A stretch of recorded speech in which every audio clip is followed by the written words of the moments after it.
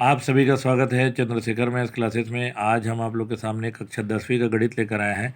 यह गणित अध्याय 9 त्रिकोणमितीय समीकरण एवं सर्वसमीकाएं के प्रश्नावली 1 का दूसरा प्रश्न है।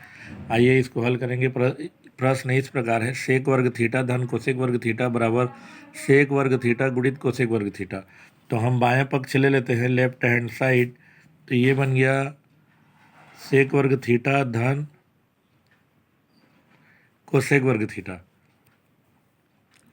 अब सेक थीटा को 1 हम कॉस थीटा लिख सकते हैं, तो ये बन जाएगा 1 cos square theta plus cosec theta को 1 साइन थीटा लिख सकते हैं, तो ये कोसेक वर्ग थीटा बन गया 1 साइन स्क्वायर थीटा।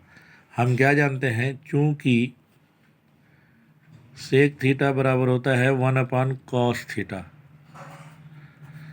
और कोसेक थीटा बराबर हम जानते हैं होता है 1 साइन थीटा।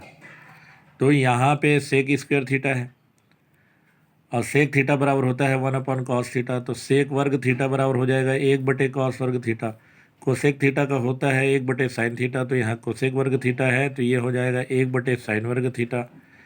अब हम क्या करेंगे, यहाँ पे हम लघुत्तम ले लेंगे। लघुत्तम में नीचे होगा कॉस वर्ग थीटा गुणित साइन वर्ग थीटा। अब यहाँ तिर्यक गुणा कर दिए, 1 का गुणा साइन वर्ग थीटा से, बीच में धन 1 का गुणा कॉस वर्ग थीटा से। 1 गुणित साइन वर्ग थीटा 1 गुणित कॉस वर्ग थीटा। अब 1 गुणित साइन वर्ग थीटा बन जाएगा हमारा, 1 को साइन वर्ग थीटा से गुणा करेंगे तो साइन स्क्वायर थीटा, 1 को कॉस स्क्वायर थीटा से गुणा करेंगे तो कॉस स्क्वायर थीटा।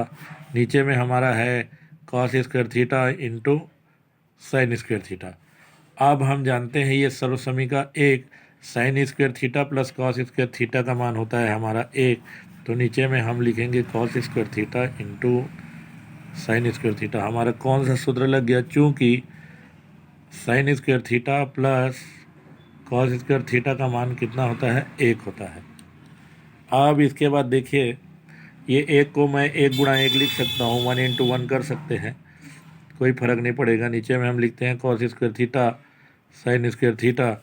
तो यहाँ पे इसको मैं अलग अलग लिख सकता हूँ, 1/कॉस वर्ग थीटा गुणित 1/साइन वर्ग थीटा।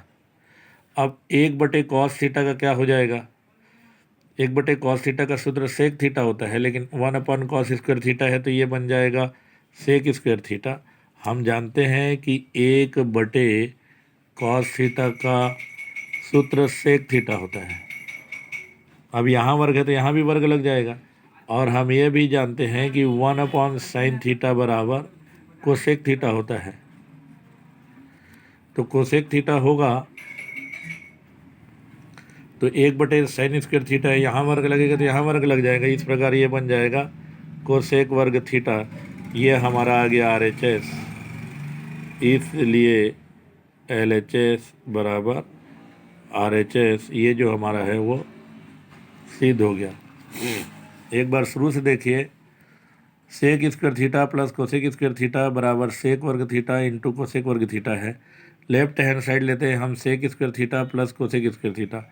हम जानते हैं सेक थीटा का मान 1/कॉस थीटा होता है, तो यहाँ सेक स्क्वायर थीटा है, तो यहाँ बन जाएगा 1/कॉस वर्ग थीटा। हम जानते हैं कि कोसेक थीटा का मान 1/साइन थीटा है, तो कोसेक वर्ग थीटा का बनेगा 1/साइन वर्ग थीटा। नीचे में हम लघुत्तम ले लेंगे कॉस वर्ग थीटा गुणित साइन वर्ग थीटा। 1 का गुणा हम साइन वर्ग थीटा से करेंगे, 1 का गुणा हम कॉस वर्ग थीटा से करेंगे। 1 को हम साइन वर्ग थीटा से गुणा करेंगे तो साइन वर्ग थीटा आएगा, 1 को कॉस वर्ग थीटा से गुणा करेंगे तो कॉस वर्ग थीटा आएगा। नीचे में हमने लिख दिया cos square theta into sine square theta.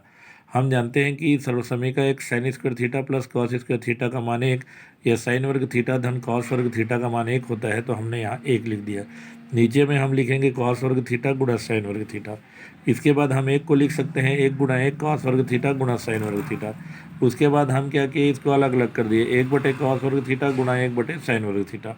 हम जानते हैं कि 1/कॉस थीटा का सेक थीटा होता है या 1/कॉस थीटा का सेक थीटा होता है, तो यहाँ पे 1/कॉस वर्ग थीटा है, उसका सेक स्क्वायर थीटा हो जाएगा। हम यह भी जानते हैं कि 1/साइन थीटा का कोसेक थीटा होता है, तो 1/साइन वर्ग थीटा है, तो ये बन जाएगा कोसेक स्क्वायर थीटा बन जाएगा। इस प्रकार ये RHS आ गया, बायां पक्ष बराबर दायां पक्ष आ गया, तो हमारा जो प्रश्न है वो सिद्ध हो गया।